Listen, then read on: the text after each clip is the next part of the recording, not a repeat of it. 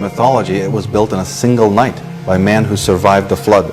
An older legend says that it was built by giants that did not build the city of their own free will, but who were made to do it by beings who came from the sky.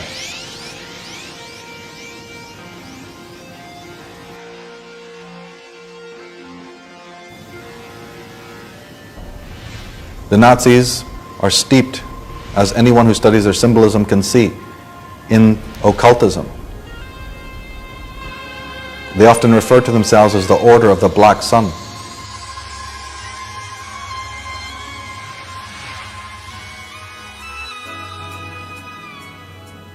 It's now time to take a short look at some of the ways that these Nephilim progeny, the descendants of the Atlanteans, have controlled the masses of mankind and how they've gone about activating this great ritual to their dark archons. One of the most powerful Freemasonic symbols is seen here on the left, and it is called the cross and the crown. Around that image we see in Latin, in hoc signe victe, which is in this sign I will conquer, attributed to the Emperor Constantine, one of the founders of Christianity. The cross and the crown. Now, the first international banking empire was created by the Knights Templar with their exploits during the Crusades. Martin Luther's 16th century Protestant Reformation was largely funded by the emerging merchant and banking classes of Germany, who sought to wrest financial control from the papacy. It's also interesting to note that if you go to Wittenberg or you go to Worms and you go and look at the original documents of Martin Luther, you'll find that on the leather-bound covers you'll see the rose cross, the symbols of the Rosicrucians. So here is the person purported to be the founder of a modern Christian religion, and yet he's funded by secret societies and even has their logos on the front covers of his books. The exact same logos that later turn up on the American dollar bill and on the Tudor dynasty. The church exerted a complete stranglehold over all forms of intellectual life and education from early on in its unholy alliance with Rome until the 12th century. The respect for education that was one of the great distinguishing characteristics of the classical Roman Empire was swept away. This is Tim Wallace Murphy in his book Rosslyn, speaking about the coming of the Dark Ages. Thomas Jefferson also says, the clergy converted the simple teachings of Jesus into an engine for enslaving the world, and adulterated by artificial constructions into a connivance to filch wealth and power to themselves. These clergy, in fact, constitute the real Antichrist. At the top of the crown of the Queen of England, we find the Malta Cross. The Queen is the head of the Knights of Malta, another secret society. And the Nazis, of course, used also the Malta Cross. But this is a very ancient device. The Nazis also used the oak leaves, the skull and bones of the pirates, and the eagle, the old Habsburg symbol, the old skull and bones symbol of the Knights Templar, the Knights of Malta Cross, and the oak leaves of the ancient Druids. Now one might ask, what on earth, again, in the military, in something that has to do with mass death and mass casualty, what are oak leaves doing? On the lapels, we find oak leaves around the hats of the French military. We find them on the lapels of the Russian military. In fact, we find acorns on the hats of the cavalry of the United States of America. Ancient Druidic bardic symbols of theological elites now found on the uniforms of the military mass murderers of the world. That's right. The reason is, as I said, if you're going to sacrifice somebody to the macrobes, you have to mark them for death. You not only have to send a person to the right ritualistic place, but you have to have them dressed for the ritual. The virgin must be dressed for the ritual. They must be marked for death. So you put a bunch of occult symbols on them and send them out to die. The individual just looks in the mirror and thinks they look damn good, but they don't realize what these occult symbols mean. The ribbons and the bells and the whistles and the badges and the emblems of state, the coins, the flags, all the heraldry. It has a meaning in occult theocracy.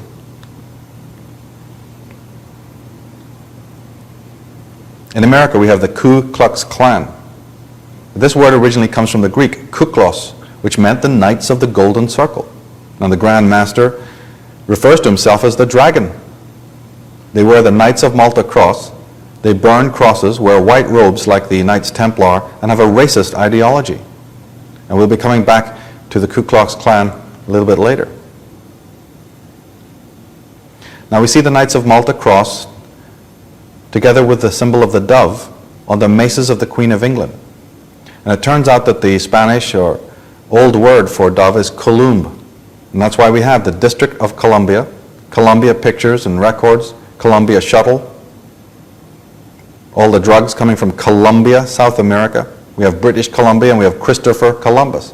But the word Columbus means the doves. The Knights of Columbus is a secret fraternity run by the Queen of England. It does not represent the Holy Spirit. If we look today on the Visa credit cards on the right-hand side, you'll see the little symbol of the dove. And people never ask, what does this symbol, this so-called holy symbol that's meant to represent the Holy Spirit, what's it doing on the credit cards? Well, it is a dove, but it has nothing to do with the Holy Spirit. It has to do with a secret fraternity known as the Knights of Columbus. The Knights of Malta cross is also known as the Black Sun. And of course, the Black Sun is the symbol of the Smithsonian Institute in America. And the swastika was even referred to by the Nazis as a black sun. Himmler never got tired of calling the Nazis an order, a lodge, a black lodge. Now the Anunnaki, which is the ancient Sumerian word for the fallen angels, is very close to the word Nazi. One of the 8 children of the mother goddess Ninharsag, Naz, was also refers to Canis Major, a constellation that Sirius occupies. Again, Jesus of Nazareth, from Nasir, meaning Sirius. The Knights of Malta cross is seen here on the picture on the left in ancient Pictish. These are the Picts of Scotland using not only the serpent, not only the swastika, but the Knights of Malta cross. A very ancient symbol. But the fact that we see it here with the serpent is very suggestive. Here again we see it on ancient lances of the Teutonic peoples. Now of course, just like the old Atlanteans, we have the Nazis being very interested in the concept of race and eugenics and genetics, in polygamy and population control. We also have the phenomena of Siamese twins and midgets and deformities and blemishes and the extra nipple and whatnot. Witches were burned for their blemishes. We have congenital hemophilia. We have the ritual of bonding by blood. We have freaks, the whole concept of the Siamese twins that comes down to us, that just put down to us as being freakish, individuals, strange mutations. But could these not be throwbacks to genetic manipulations and genetic experiments that were being done not too far back in our Earth history? Now Charles Darwin, who wrote Origin of the Species, what we often don't realize is the full title of that book. The full title was Origin of the Species and the Preservation of the Favored Races. Charles Darwin was also funded by occultists, specifically the Royal Academy. Now Herbert Spencer, the philosopher, while Darwin got the credit, the leading proponent of this chilling racial evolutionary theory was Herbert Spencer, whose ideas were based on race. Spencer was more explicit than Darwin in his conclusion. Only one race was capable of ascending to the highest levels of the evolutionary spiral. The others would be left behind. So here we have an occult agenda of blood, of race, and of mass murder. Because remember, the pontifications of philosophers in the 19th century and of the 20th century are being carried out, they're being implemented in the world. The Nazis implementing occult theocracies coming from occult societies, like the Thule Society and the Freemasons and the occultists of the ancient world, Ordo Templi Orientis. And in America and Britain, it's no different. The Knights Templar, the Knights of Columbus, the Freemasons.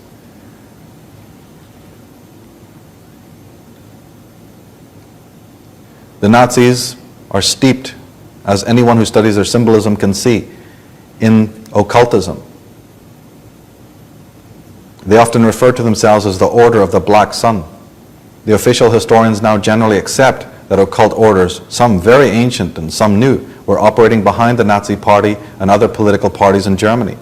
The same historian seemed conspicuously reluctant, however, to transpose these facts to the British and American political milieu, even when ample evidence exists to prove it, and even when many of the elites of the European occult orders, plus industrialists, publishers, and scholars, were related to international aristocratic families and dynasties.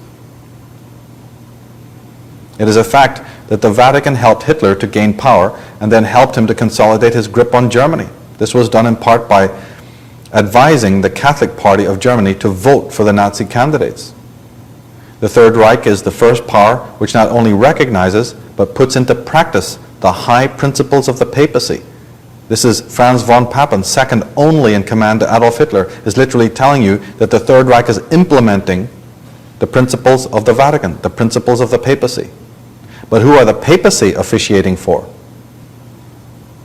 Now, of course, when we talk here in programs like this about the Vatican, please understand that we're not talking about Roman Catholicism as a religion. There's a very great difference between Roman Catholicism as a practicing religion and Vatican, the institution of Catholicism, the institution of the Vatican, the nation state, the state within a state. These are two completely different animals here. Behind one of the great thinkers and philosophers behind the Nazi Party, close friend to Rudolf Hess and to Adolf Hitler, was Karl Haushofer. He created what is known as geostrategical theory. He propounded it, and he was the teacher of Rudolf Hess, and Rudolf Hess introduced Haushofer to Adolf Hitler. It's a very important character to study. In the Origins and Oracles series, we have a program called Evil's Willing Servants, and we go into a little bit of Haushofer's background. It makes very interesting listening. One of the most powerful occult societies behind the politics of Germany was called the Thule Society, or the Thule Society, founded in 1912 by Rudolf von Sebottendorf, a major Freemason, an expert in Islamic and Oriental mysticism. In 1918, Thule member Karl Harrier forms the Workers' Political Circle, and in 1919 he renames that the German Workers' Party, later headed by Adolf Hitler, who took over from mystic Dietrich Eckart. It became the Nazi Party. Now the word Tula, or Thule, means northerly place or homeland, and it refers to Atlantis. Again, one of the thinkers specifically beloved by Adolf Hitler was called Jorge Lanz, one of the most important of all Nazi ideologists. Jorge Lanz von Liebenfels was an ex-Cistercian monk who published the magazine Ostara. After being expelled from his monastery, he formed his own Order of the New Templars. Adolf Hitler and other Nazis collected and read Ostara and thought of Lanz as a veritable guru. There's the front cover of Ostara, and as you can see, clearly shown there is a Knights Templar. Now, the master race, as they referred themselves to, these terms, we've become so enamored to them, we don't even think anymore what they really mean. Master race. Who are the racialists? Who are those who control the genes of mankind? Who are those who try to separate and segregate the human race based on genetics and eugenics and racial hygiene? Who were the original ones? We see only the Nazis. They're a modern rendition of this ancient problem. They were Satanists who practiced black magic, says Trevor Ravenscroft, author of The Spear of Destiny. This means that they were solely concerned with raising their consciousness by means of rituals to awareness of evil and non-human intelligences in the universe, and with achieving means of communication with these intelligences. Now, closer to home, when the tomb of Yale University, that's the tomb of the Skull and Bones secret fraternity, was raided by Christian students, the decor was almost purely Nazi in nature. Maltese crosses, swastikas, and so on were found therein. And the number 322, which is the lodge of the Skull and Bones Society, is actually the German lodge number of this fraternity. It is controlled by German secret societies such as the Illuminati and the OTO and the Thule. And Joel Bakan, in his fine book, The Corporation, says, in its July 1934 issue, Fortune magazine extolled the virtues of fascism and the economic miracles wrought by Mussolini. Lord Goldsborough, the man who produced the issue, wrote, The good journalist must recognize in fascism certain ancient virtues of the race, whether or not they happen to be fashionable in his own country. So there we have it, ties between modern American industrialists and politicians and ancient societies and German occultists. Now, have we been told all along that the ritual sacrifices have been going on? Let's look at the etymology. We've been told that there's a nuclear war. We've been told that there's an atomic war. What do these words actually refer to? What does the word nuclear or nucleus actually refer to? What does the word atomic actually refer to? Does it really refer to reds under the beds and SDI and bombs dropping at you from the skies? Or is it something much closer to home, something slightly more biological, something more of a Cold War, one that would never heat up at all? And what are the Star Wars? And now that the ritual centers have been designed and built, and now that the masses of the population live in the cities of the world, the next stage is easy. All the unrest, all the slaughter, all the mayhem, all the bloodletting, from the Holocaust to the assassinations. We have in Ireland, for instance, tremendous unrest there, constant unrest in Palestine, in Guyana, in Waco, in Heaven's Gate, in Columbine school disaster, in Oklahoma city bombing, or the Twin Towers or the Gulf War. All these traumas visited upon members of the human race. In Waco, the great comedian Bill Hicks said, if child molestation is actually your concern, then how come we don't see Bradley tanks knocking down Catholic churches?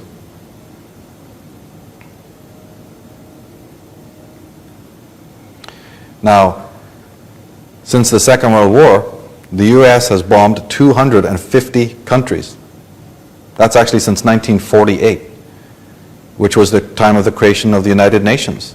Anthony J. Hilder of Radio Free World says there have been more wars since the creation of the United Nations in 1948 than from the beginning of time up until 1948. Now, who are the United Nations, and were they really created to instigate peace in the world anyway? Well, their history is that they were previously called the League of Nations, and they came into existence through Roosevelt's Bretton Woods Agreement. But before they were called the League of Nations, they were called the League to Enforce the Peace. Previous to that, they were called the American Society for the Judicial Settlement of International Disputes. Now, this society was created in 1920 by Theodore Marburg, and its first chairman was William Howard Taft of the Skull and Bones Society. Secretaries of War of the U.S. are commonly Skull and Bones members right up to the modern day. And Geneva is home to the League of Nations and to the Bilderberger Group. Concerning the slaughter and mayhem, Count Leo Tolstoy, the great author, said that government is an association of men who do violence to the rest of us. How right he is. And Manly Palmer Hall, one of America's greatest and most beloved occultists, also a 33rd degree Mason, puts it this way: to repress rebellion is to maintain the status quo, a condition which binds the mortal creature in a state of intellectual or physical slavery. But it is impossible to chain man merely by slaving his body. The mind must also be held, and to accomplish this, fear is the accepted weapon. The common man must fear life, fear death, fear God, and fear devil, and fear most his overlords, the keepers of his destiny. So it goes for urban life. And now Aldous Huxley, in his book The Final Revolution, one of the people very much into control of the masses, writes, there will be, in the next generation or so, a pharmacological method of making people love their servitude and producing dictatorships without tears, so to speak. Producing a kind of painless concentration camp for entire societies so that people will in fact have their liberties taken away from them, but will rather enjoy it, because they will be distracted from any desire to rebel by propaganda, brainwashing, or brainwashing enhanced by pharmacological methods. And this seems to be the final revolution. That's right. As the Nazis had a final solution for their victims, so these thinkers and potentates and politicians, they're working on the final solution for the rest of us. But we're going to enjoy it, of course. Now, one of the major occultists in Europe was called Count Cagliostro, and he was one of the individuals also working on the Stargate problem. His real name was Giuseppe Balsamo, and he was a ruthless and a very enigmatic character. And being a Freemason, he actually invented one of Freemasonry's rites. It's called Cagliostro's Egyptian rite. But this involved a virginal boy or girl as an oracle or even as a priest. And these virgins were known in Masonic circles as the Columb, or the doves.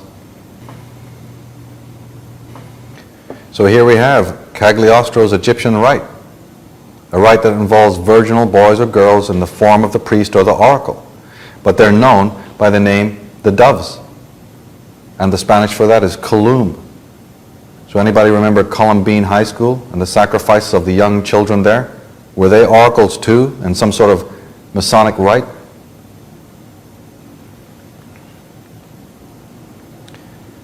We have Applewhite and the priesthood of Saturn. Saturnian symbolism is also very prevalent in Freemasonry.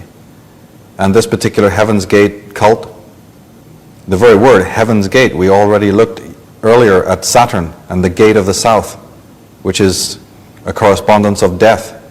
And the fact that they wore black attire and the Nike logo. The Nike logo is actually the corner of the rings of Saturn.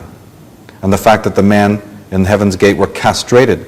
Anyone who studied ancient mythology knows that Saturn and the sickle of Saturn and the castration of his father Uranus, all of these symbols coming out of the ancient world. Now, large doses of fear, trepidation, and agony were released during the 9/11 episode, not only from New York, but all over the world. This event was staged at the site of a powerful vortex or synchronic line. So yes, as part of the great rituals and traumas, we're not going to have just one event. We're going to have assassinations, we're going to have murders, we're going to have rapes and serial crimes. We're going to have Zodiac killers and Green River killers and Night Stalkers and all kinds of disaster. We're going to have children burned up with CS gas at Waco and all other manner of atrocities that one could possibly think of, that the human mind in its depravity could come up with. 9/11 is just one of those events. But any of these events, if they're situated at the right place and at the right time, create waves that permeate into the earth grid and permeate the lives of individuals. That's what cities were originally designed for. There's nothing natural about a city. There's nothing natural about living in one. Assassinations like that of Diana, the moon goddess, on August 31st. And August 31st is the period when the constellation known as Virgo descends beneath the horizon. So the Virgin descending beneath the horizon signifies the time of sacrifice. In fact, August 31st, 100 years prior, was when Jack the Ripper killed his first virgin, or his first whore. Another ritual sacrifice. November 22nd, 1963. At Sagittarius, the point of Sagittarius, the famous 13th sign of the zodiac, is the assassination of John F. Kennedy at the junction of 3 roads on November 22nd. That's 11 for November and 22 for the day. That's 33. He was also shot at the 33rd meridian of the earth at the junction of 3 roads. And he was murdered at the period between the signs of Sagittarius and Scorpio. And this is known as the 13th sign of the zodiac. Only those who study the occult, esoteric form of astrology know this, the famous 13th sign of the zodiac. And the secret society, or the secret bodyguard, the secret police of meant to be protecting John F. K., referred to him by the code name the Traveler. But in fact, that's an ancient mythological name. Exactly at the point when the sun god descends into the underworld, he was known in all ancient times as the Traveler. Speaking of this kind of geometry, Graham Hancock and Robert Bauval write The geographical latitude of Jerusalem and the Temple Mount lies between the 31st and 32nd degree parallels, with the latter passing just south of the Holy City. It has also been remarked that the Mother Lodge of the Scottish Rite Supreme Council of the 33rd degree was located in the city of Charleston in South Carolina, probably because the 33rd degree parallel passes right through it. So even though it may seem strange, even preposterous to us, these secret societies pay attention not only to sidereal time, not only the calendar dates, not only the movement of the luminaries and the stars, but also to the degrees of longitude and latitude of the Earth, from the dropping of the atom bomb, to assassinations here, to openings of buildings there. These sidereal times are very, very important, as the great scholars are now starting to find out.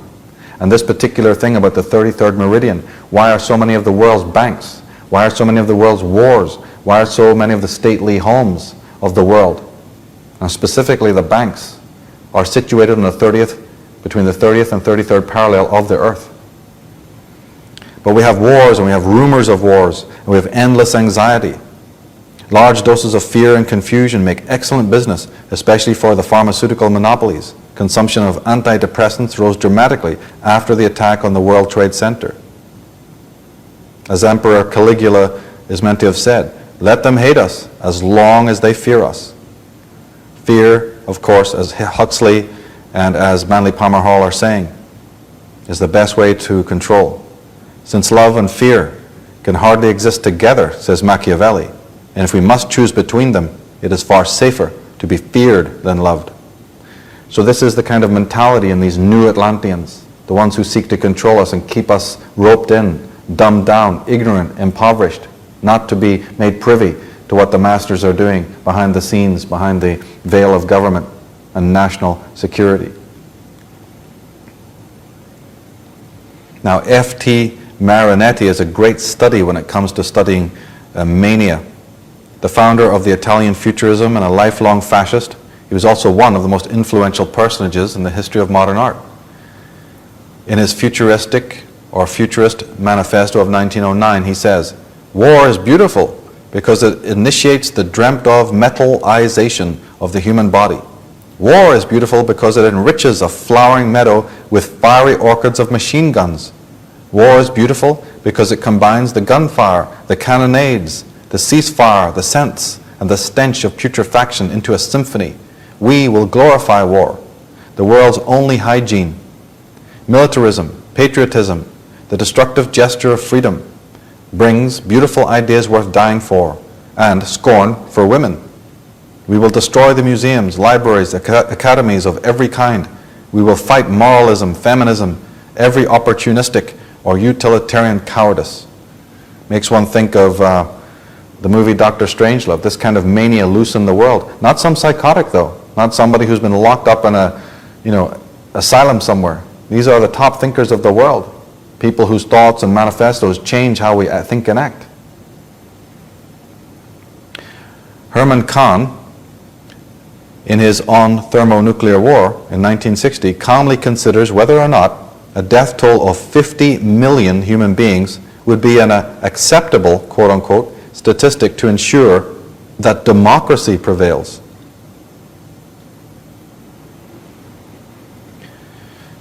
Jordan Maxwell and some other scholars who study the astrological cycles and chart what these evil archies are up to, and once you know what they're into, then you can sort of follow what they're up to and get ahead of the game. We've come to understand that we're in what we call the Saturnalian period, or what they call the Saturnalian period, when chaos and debauchery is permissible. We're in what the Hindus call the Kal age, and what also might be called the Dionysian age, when all forms of debauchery and depravity are let loose upon the world. This is the period when all kinds of virtue and morality, as the ancient texts were saying, are thought of as vices. Julian Huxley, in the preface to Brave New World, says, "As political and economic freedom diminishes, sexual freedom tends to compensatingly increase, and the dictator will do well to encourage that freedom, in conjunction with the freedom to daydream under the influence of dope, movies, and radio. It will help to reconcile his subjects to their servitude which is not their fate. In Aldous Huxley's Brave New World, he writes, sensual pleasures programmed into people as infants through hypnopedic messages repeated thousands of times as they slept. These messages encouraged sexual promiscuity, attendance at mass entertainments, and the ingestion of drugs for any and every unpleasant feeling or little distress. The idea here is not to have people actually have more sex, but to engender frustration that they're not able to. In George Orwell's 1984, An Animal Farm, he says, the past is completely eliminated. History is revised. Books are destroyed. Without print media, there is no evidence that anything has been different. Even keeping diaries is forbidden. People are expected to absorb and accept the new information delivered by the television sets, even if it directly contradicts the news of a month ago. Since it is impossible to prove the contradiction, it is useless to try to resist. And is this not the exact situation we find ourselves in today, where people not only believe the media, but in believing it, they're filled with contradictions? But who stands up to right those contradictions? If something on the media repeats and repeats and repeats the same message, eventually 80% of the population just blithely accept it. In the book Being Human, we read, when faced with a life-threatening situation, the reptilian hindbrain, the most primitive part of the human brain, switches off all activity except that which keeps us alive. It sends the subconscious message, do not move, breathe, or blink, or you will be seen and attacked. But as Hesiod, and the ancient Greek playwright in 8th century BC, he writes, the gods keep mankind ignorant of the ways of living, else one would do enough in one day to last a year. In Job 12, the Bible, we read, he increaseth the nations and destroyeth them. He enlargeth the nations and straighteneth them again. In Job 12, he taketh away the heart of the chief of the people of the earth, and causeth them to wander in a wilderness where there is no way. They grope in the dark, without light, and him maketh to stagger like a drunken man. So we have it in the age of Dionysus, the Cowl Age. And who are the philosophers who brought this about? Well, Thomas Malthus, in his own words, says, in his essay on population, instead of recommending cleanliness to the poor, we should encourage contrary habits. We should crowd more people into the houses and court the return of the plague. But above all, we should reprobate specific remedies for ravaging diseases. And those benevolent but mistaken men who have thought that they were doing a service to mankind by projecting schemes for the total extirpation of particular disorders. If by these and similar means the annual mortality were increased, we might possibly, every one of us, marry at the age of puberty, and yet few be absolutely starved.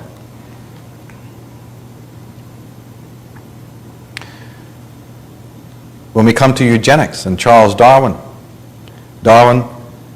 he writes in his own words, excepting in the case of man himself, hardly anyone is so ignorant as to allow his worst animals to breed. Eugenics, which was selective breeding or racial hygiene, is not, however, a Nazi or a German phenomena, but a British and American one. Hundreds of people were systemically and legally sterilized in the United States from 1907 on. The most influential eugenicist was Sir Francis Galton, the cousin of Charles Darwin. He was an honorary president of the Eugenics Society for several years. His successor was Major Leonard Darwin, son of Charles Darwin, and it was he who strongly promoted the eradication of the unfit. The first U.S. Eugenics Society was headed by Averell Harriman's mother. It was also funded by the royals, as was the entire Harriman dynasty. Ernst Rudin, Hitler's eugenics expert and chief engineer, was a guest of Mrs. Harriman in America before the advent of the Second World War. In 1905, Dr. Ernst Rudin founded a German eugenics society called the Society for Racial Hygiene. Later, he changed the name, adding the word suggested by Francis Galton, the Society for Racial Hygiene, that is, eugenics. In 1925, Leonard Darwin wrote an article for the Journal of the Eugenics Society, the Eugenics Review, pushing the idea of locking up everyone whose genes might be considered defective. To save the human race, he said, force or compulsion would be necessary in many cases. He promoted a policy that he called segregation, but he did not mean segregating whites from blacks. He meant separating the fit from the unfit. Compulsion is now permitted if applying to criminals, lunatics, and mental defectives, and this principle must be extended to all who, by having offspring, would seriously damage future generations, he argued. The leaders of the progressive movement in Britain also supported negative eugenics. The people who had founded the London School of Economics, that's Sidney and Beatrice Webb, were also leaders of the Fabian Society. The Fabian Society later became one of Britain's major political parties, the Labour Party. As early as 1909, the Fabians, led by the Webbs, said, "What we as eugenicists have got to do is to scrap the old poor law with its indiscriminate relief of the destitute as such and replace it by an intelligent policy of so altering the social environment as to discourage or prevent the multiplication of those irrevocably below the national minimum of fitness." In 1930, a Fabian leader, Archibald Church, introduced a bill for eugenic sterilization. So here we have the Fabians, here we have top politicians, here we have the founder of evolution theory, the elites of British society, deciding who will live and who will not, and the manner in which they will administer the torture to the unfit. The Fabian Society itself was founded in 1883 and played a catalytic role, preaching the inevitability of gradualness in the movement towards a socialist society, taking their name from the Roman warrior Fabius, who learned to wait patiently before striking a fatal blow against Hannibal. In America, John Foster Dulles, Senator and Secretary of State under Eisenhower, has this to say: "It is only by eliminating the lower members of the human race that the higher average is maintained." And Jacques Cousteau, UNESCO Courier, on November 1991 said, "The United Nations goal is to reduce population selectively by encouraging abortion, forced sterilization, and control human reproduction, and regards 2/3 of the human population as excess baggage, with 350,000 people to be eliminated per day." And the master of them all, Bertrand Russell, in his Impact of Science on Society, had this to say: "At present, the population of the world is increasing at about 58,000 per diem. War so far has had no very great effect on this increase, which continued throughout each of the world wars.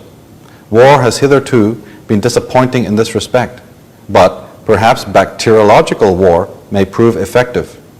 If a Black Death could spread throughout the world in every generation, survivors could procreate freely without making the world too full. The state of affairs might be unpleasant, but what of it?" We have Prince Philip, quoted in the Deutsche Presse Agentur in August 1988, said, "In the event I am reborn, I would like to return as a deadly virus in order to contribute something to solve overpopulation." Now, the Institute of Human Virology, we read that according to top pharmacologist Dr. Robert B. Strecker, MD, PhD, the leading scientist of the project, that AIDS virus was created at Fort Detrick, but was based on research first conducted at the Lebedev Institute near Moscow, which was founded by the world's leading virologist, Gervich. The number of those infected doubles every month. Over 23 million Americans are already affected. In the Strecker Memorandum, in the 30s and 40s, the Public Health Service openly experimented and monitored black men infected with syphilis in Tuskegee, Alabama. Even after penicillin was discovered, these men remained infected and were not treated. Hence, their wives and sons were likewise infected. These incidents are recorded in detail in the book Bad Blood by James Jones. Between 1959 and 1970, there were over 300 biological experiments conducted on U.S. citizens unbeknownst to them. The extent of the program is revealed in the book A Higher Form of Killing by Paxman and Harris. That's from Dr. Robert Strecker's The Strecker Memorandum. Now here it is on DVD. This doctor, Dr. Robert Strecker, conclusively proves that AIDS was vector-borne, that AIDS was a man-made designer disease to create havoc in the world, exactly according to the policies of Bertrand Russell and Aldous Huxley and his coterie. This is absolute compulsory viewing. The Strecker Memorandum by Dr. Robert Strecker. He was one of the first people to work on the AIDS virus and knows everything there is to know about it.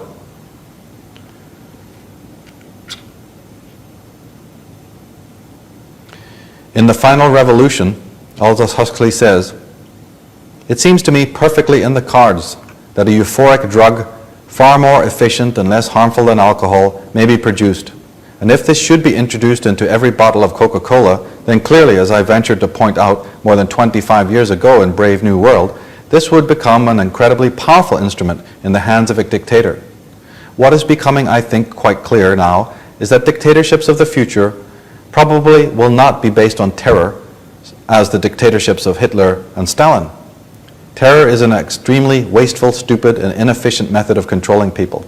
In Brave New World, the distribution of this mysterious drug, which I call the soma, was a plank in the political platform. A Dr. Wright refers to inoculation against smallpox in the British Isles as an ancient practice. And a citizen of Wales, aged 99 years old, states that inoculations had been known and used during his entire lifetime, but that she got smallpox through her inoculation. In Birmingham, England, from 1871 to 1874, there were 7,706 cases of smallpox. Out of these, 6,795 had been vaccinated against the disease. A select committee of the Privy Council convened to inquire into the Vaccination Act of 1867. As 97.5% of those vaccinated died of the disease. Now, Dr. Charles Crichton, in 1884, he is asked to write an article for the Encyclopedia Britannica on vaccination. After much research internationally, he concludes that vaccination constituted a gross superstition. In 1896, Italian professor Carlo Ruta states that vaccination is a worldwide delusion and an unscientific practice with consequences measured today with tears and sorrow without end. Joseph Lister introduced sanitation to the surgery and hospital, but was fiercely resisted by leading surgeons and doctors. The British Medical Association dedicated itself to attacking his name, reputation, and theories. In 1850, a British physician reads a paper detailing the microscopic examination of food products, revealing that all food products examined in Britain were adulterated with foreign substances, including chemicals. W.B. Clark from the New York Press in 1909 says, "Cancer was practically unknown until the cowpox vaccination began to be introduced." He says, "I have seen 200 cases of cancer, and I never saw a case of cancer in an unvaccinated person." On the question of fluoride, in 1943, researchers from the U.S. Public Health Service examined the health of the residents of Bartlett, Texas, to see if the 8 parts per million of fluoride in their drinking water was affecting their health. It was checked again in 1953. They find that the death rate in Bartlett was 3 times higher than a neighboring town which contained only 0.4 parts per million of the fluoride. Dr. James W. Wardner, in his book Unholy Alliances, says, "The London Office of Strategic Affairs," that's the OSS from which developed the CIA, was run by David K. E. Bruce, an employee of Averell Harriman from the 1920s. Through Bruce and other connections, Averell Harriman dominated all American intelligence functions in wartime Britain. David Bruce was the husband of a Pittsburgh Mellon heiress. Allen Dulles had been the player for the Mellons' big international oil ventures, and eventually the law firm of Sullivan and Cromwell took over the management of the entire Mellon family fortune. It was through the Mellons that fluoride began to be promoted and dispensed into the America's water supply.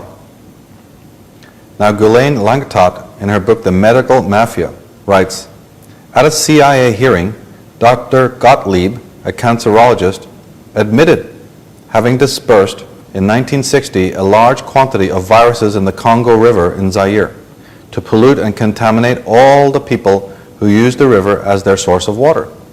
Dr. Gottlieb was named to be the head of the National Cancer Institute.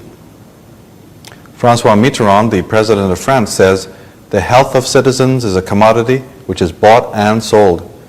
And mind control advocate Dr. Jose Delgado, in his book Physical Control of the Mind Towards a Psycho-Civilized Society, simply puts it this way: man does not have the right to develop his own mind. Now, the annual death toll from synthetic prescription drugs, both from the correctly prescribed and the incorrectly prescribed, amounts to about 231,000 deaths every year. To put this into perspective, this is the equivalent of a World Trade Center disaster every week for over a year and a half, or the crash of 2 fully loaded 747 aircraft every day of the year. Drug deaths caused by physicians, the third leading cause of death in the United States. It is far ahead of accidents, drunk driving, homicides, airline accidents, as well as all other disease. Jimmy Carter says, "Doctors collectively have done more to block adequate medical care for people of this country than any other single group." And Linus Pauling, the Nobel laureate, says, "Everyone should know that the war on cancer is largely a fraud."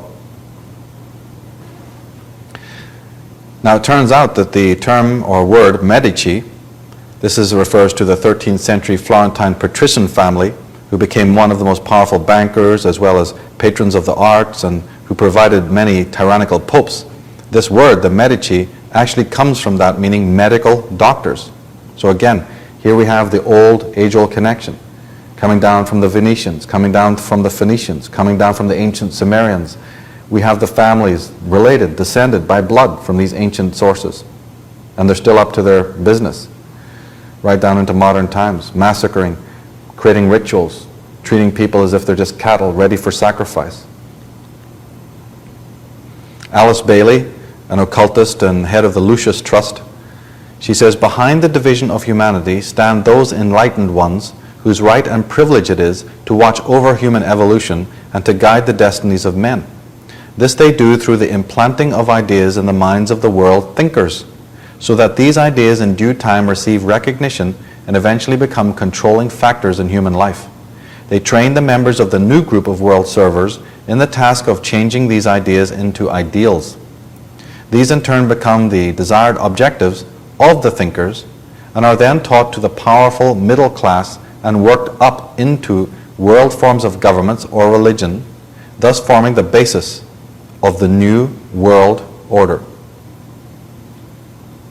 And Sidney West, the leader of the Fabian Society that later became the Labour Party of England, has this to say about the whole gig: "To play those millions of minds, to watch them slowly respond to unseen stimulus, to guide their aspirations without their knowledge, all this, whether in high capacities or in humble, is a big and endless game of chess of ever extraordinary excitement." So-called philanthropist John D. Rockefeller, in his occasional letter number 1 of the General Educational Board, has this to say: "In our dreams we have limitless resources, and people yield themselves with perfect docility to our molding hands. Unhampered by tradition, we work our own goodwill on a grateful and responsive rule of folk.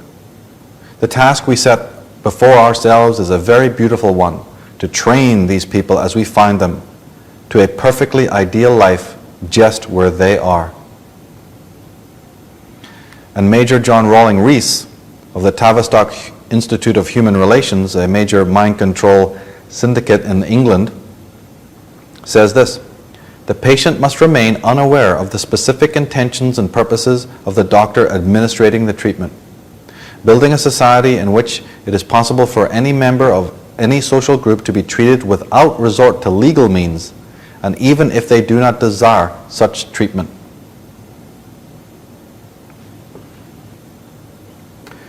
It should be clear by now, at this stage, that we have in fact an official history and we have an occult history of the world, occult history of the ancient world, and we also have a cult history of America. Arthur S. Miller of George Washington University says, those who formally rule take their signals and commands not from the electorate as a body, but from a small group of men plus a few women. This group will be called the establishment. It exists even though that existence is stoutly denied. It is one of the secrets of the American social order. A second secret is the fact that the existence of the establishment, the ruling class, is not supposed to be discussed. Now, in the American Oath of Allegiance, we hear reference to protecting America from enemies both foreign and domestic, which implies, does it not, that there can be domestic enemies? Well, we can be sure that there are plenty of domestic enemies. Let's take a look and find out who they are. One of the most powerful of all the secret societies, given the agenda and operating in the world, is known by the name of the Illuminati. There's terms that they use, these secret societies, and then there's terms that their historians and critics also use, terms that they use within the lodges and terms and names that people on the outside know. But the Illuminati is a very powerful organization. On the left is a picture of its creator, Adam Weishaupt. And Adam Weishaupt, after his passing on, the mantle went to the Italian revolutionary Giuseppe Mazzini, and Giuseppe Mazzini passed it on to the American Albert Pike, whose picture is on the right there. Albert Pike is the creator of the Scottish Rite Freemasonic system, or at least the bringer to America of the Scottish Rite Freemasonic system. Now, Adam Weishaupt's symbol, the original symbol of the Illuminati, was the pyramid with the eye at the top, and the term New World Order, or Novus Ordo Seclorum, around the bottom of the pyramid. That was the symbol that was found on the documents of the Illuminati and is now on the American $1 bill. The Illuminati was officially founded on May 1st, 1776, and America's official birthday is July 4th, 1776. Interestingly, Adolf Hitler's second book was called The New World Order. Now, this term, New World Order, is found at the bottom of the pyramid. It is another secret society slogan. It is not a political slogan. Adolf Hitler's first book was Mein Kampf, and the second one was The World Order, or The New World Order. Now, Masons work in very ingenious ways in order to conceal their identity. If you take the symbol of the pyramid and draw around it, take a ruler and draw around it a six-pointed star or hexagram or Star of David, which is easy to do because the pyramid is already the upward pointing triangle, you will find that at the vertices, at the apexes of the Star of David, that's at the 6 points, it spells out the word M-A-S-O-N, that's Mason. And of course it shows a pyramid, which Masons build. George Washington is seen here standing in the Masonic Hall with a Masonic G above his head, and he's wearing the Masonic apron. So George Washington and many other elites and presidents and so forth are members of these secret fraternities. Everyone knows about the Lincoln Memorial, but travelers and tourists are not as aware that round the corner from that is a very strange, to say the least, image of George Washington, one of the founding fathers. He's seen here naked to the waist, his arms in this mysterious pose. Of course, it's mysterious to tourists. It's not mysterious to members of secret societies, because they would recognize this pose. It is an occult symbol. Here is the god worshipped by the Knights Templars, Baphomet. Open any book on the occult and you'll usually see this symbol of the deity stripped to the waist with the hands in that pose. Baphomet is the god of the Freemasons and of the Rosicrucians. Here's an image of Baphomet with the rose cross and the serpent on the globe being worshipped by the members of the fraternity. And in the book of Acts, we have a reference to Satan. I am the offspring of the serpent nature and a corrupter's son. I am the son of he who sits upon the throne and has dominion over the creation beneath the heavens. So the serpents have dominion over the heavens and over the earth. Here is the original symbol that was meant to be on the dollar bill before they came up with the eagle. It was actually a triangle surrounded by serpents. America, as we saw earlier, is literally the land of the serpents. They probably thought that would be too obvious and settled for other symbols instead, like the eagle. Here's the first U.S. flag, which shows the stars, again Sirius, and the all-seeing eye radiating outward. So the eye, the Freemasonic symbols of the stars and the all-seeing eye and the pyramidical shape were very much in the minds of the original founding fathers. Now the number 13 appears on the dollar bill quite a lot. There's 13 levels of the pyramid, and the 13, which appears on the dollar bill, refers directly to the serpent. In the book of Revelations, it's chapter 13 that the dragon and his destructive power are introduced, but that destructive power involves the use of money. In Revelation 13 it says, "He also forced everyone, small and great, rich and poor, free and slave, to receive a mark on his right hand or upon his forehead, so that no one could buy or sell unless he had the mark, which is the name of the beast or the number of his name." Now the Declaration of Independence was signed by 56 men, over 50 of whom were Masons, some Grand Masters. Their original meeting place was none other than the Green Dragon Tavern in Boston, which Daniel Webster said was the headquarters of the American Revolution. So the whole of the American Revolution starts in a tavern which bears the name the Green Dragon. We wonder if that green dragon was swallowing a human being. Now all cults, all fraternities, all churches, all denominations have their symbols. We know the symbols and we know what we're looking at, whether it's a church, a synagogue, a mosque, whether it's a policeman, or whether it's a fireman, or whether it's a nurse. We know things by their symbols. So fascism, what are the symbols of fascism? One might think it's the swastika. Actually it is not. The symbols of international fascism are much older than that. And the key symbol, the cardinal symbol of the fascist movements of the world, is a bundle of rods with a hatchet in the middle of them. This is called the fasce, or the fasces. It's an old Roman symbol, but it even predates the Romans. Where do we find it? On the back of the Congress room. The Freemasonic monopoly of government positions continued for at least the first 100 years of United States history. According to a 1924 census, even in that year, the Senate had a membership which was 60% Freemason. But what worries me more is why, of all the symbols that you could possibly choose, the symbols for international fascism are there in the Senate room at the back. Now James W. Wardner in his book Unholy Alliances says, "Our first president was a Mason, sworn into office by the Grand Master of New York on a Bible taken from a Masonic altar, that of St. John's Lodge number 1. The Bible used in the ceremony was brought there by John Morton, Marshal of the Day from St. John's Lodge, of which he was the worshipful master. Thus was laid the cornerstone of our country and forever of our government. This same Bible, used for Washington's inauguration, was used to swear in Masonic presidents Warren Harding in 1921 and Dwight Eisenhower in 1953.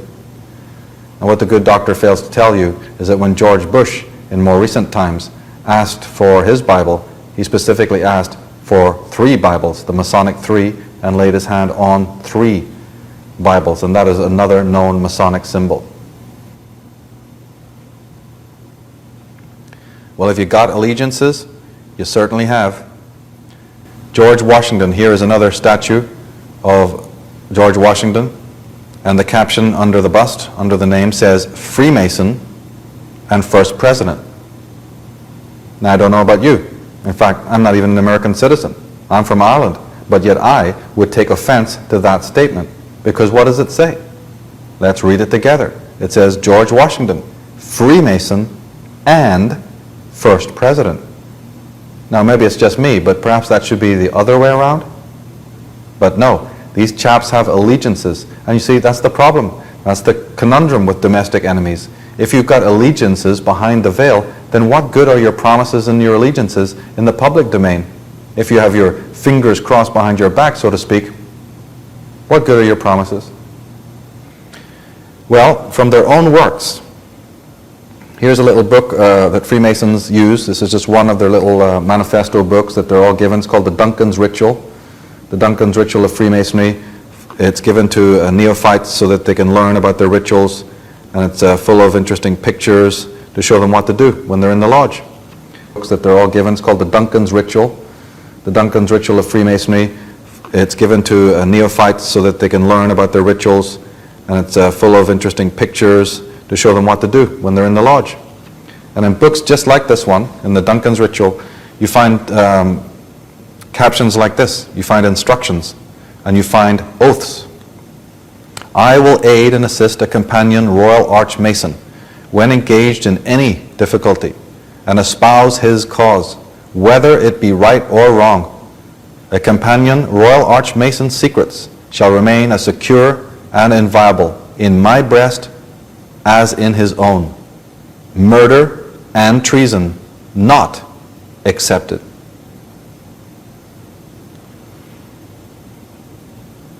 Here at the G7 summit, you've got the whole picture in one. You've got the Illuminati pyramid in the center with its spokes radiating out.